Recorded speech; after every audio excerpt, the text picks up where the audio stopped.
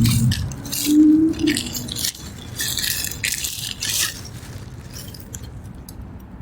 right, Shalom. First and foremost, I give all praises and glory and honor to Yahweh Ba'ashem, Yahweh Shai, Bahashem, Bokakadash, and the Heavenly Father. True name is Yahweh, His only begotten Son, Bahashem, in the name of Mashiach Yahushua. Those are their true names in the ancient Paleo Hebrew, Lashon Kadash tongue. And I say Barakatham to the elders and apostles, Wa'akim, and I say Shalom. And this is a sit-down lesson of this recent news article that I'm about to bring out. As we see, the markets has crashed today in the 800 points of the Dow Jones. And this is Jeremiah. Right, because it was two comments Trump had made, especially with the ongoing economic tariffs that he used on Mexico, Canada, and China as well too. Even though he had eased some of the tariffs that he's used on Canada and Mexico, I believe, all went to April the 2nd, but it's still going to come into full effect once April 2nd is up. And then once again, a couple of days later, he has threatening to use 250% economic tariffs on Canada and Mexico as well too, and more, what I believe it goes into effect from China as well too. So you had China, Canada, and Mexico responded with these economic tariffs on them as well too. So that's only going to stir up more trade wars. So you've been having the markets from last week. Sometimes it had during those weeks of last week it had bounced back from these the economic woes and the increasing of the economic tariffs that because the markets have reacted from past last week into this week as well too. So as you had the markets almost crash to like 900 points, because of a potential economic recession, which call it recession, and the pushing of the many worries of economic tariffs on Mexico, China, and Canada as well too. As want to add a sad note to that. And this is Jeremiah chapter 51 in verse 7. It says, Babylon has been a golden cup in Yahweh's hand that made all the earth drunken. The nations had drunk of wine, therefore the nations are mad. Right, therefore the nations are mad and rise up against modern day Babylon. Jeremiah 51 verse 8, it says, Babylon is suddenly fallen and destroyed. How for her take balm for her pain is so that she may be healed. Right, so there's some healing for Babylon. Jeremiah 51 verse 9, it says, we would have healed Babylon, but she is not healed. Forsake her, let us go, everyone to his own country. For her judgment to heavens, lift up into skies, right, even to this day. So this is a news article that I want to bring out. And this is from updated Monday, March the 10th, 2025 at 4:36 p.m. Published by Jess Pound from Lisa Kalia and from the CNBC.com, delivered by Google. And it reads, the Dow Jones tumbled 900 points as the Nasdaq suffers its worst day since 2022 as the recession fears erupts. The live update reports. It says a 3-week market sell-off intensified on Monday, while investors worry that a tariff policy uncertain will take the economy into a recession. Something President Donald Trump did not rule out over the weekend in an interview. It says the S&P 500 shed 2.7%, touching its lowest level since September at 1 point and closing at 5,614.56. A tech-heavy Nasdaq composite saw the sharpest decline of the major average, falling 4% for its worst session since September of 2022.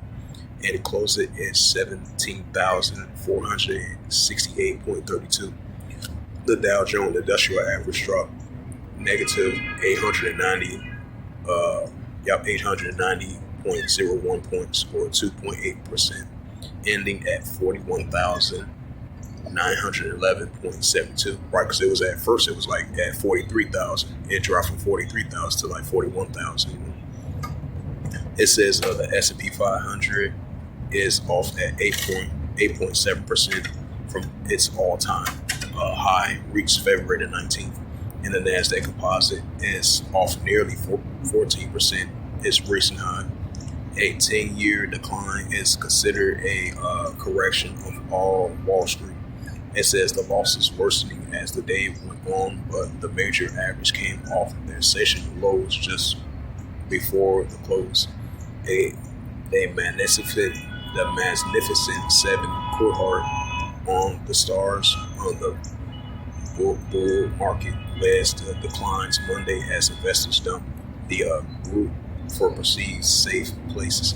Tesla tumbles 15%. This is for its days since 2020, while the Alphabet and the Meta fell more than 4%. The artificial intelligence, the earning Nvidia lost 5%, and Palantir, another one of stocks by retailers, traders were down 10%. It says worries have been increasing about the economy over the past month, sparking initially by some data that this appears to be reacting off the tariff policies back and forth, and then fueled further by some recent comments by the White House. It says Trump, the Treasury Secretary of Scott Benson on Friday told CNBC that there could be a detox period for the economy as the new administration cuts government spending. I believe that was like 1.5 or 1.7 trillion, I believe.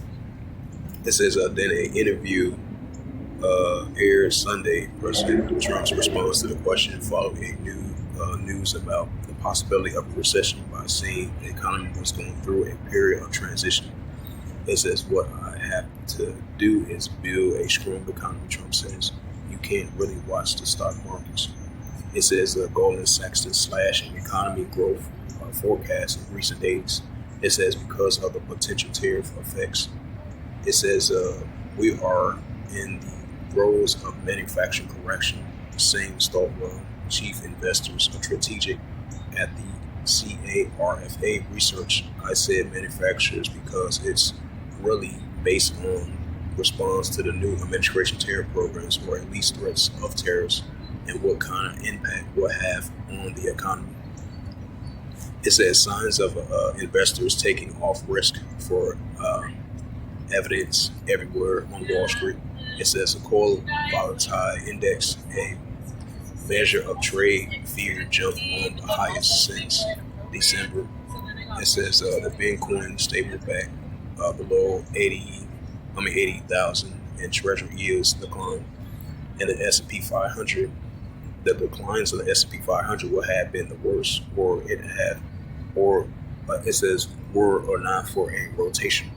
In some more defense areas, it says the markets that have steady revenues and pay a dividend, Mondelez and Johnson & Johnson, it ended the day slightly higher.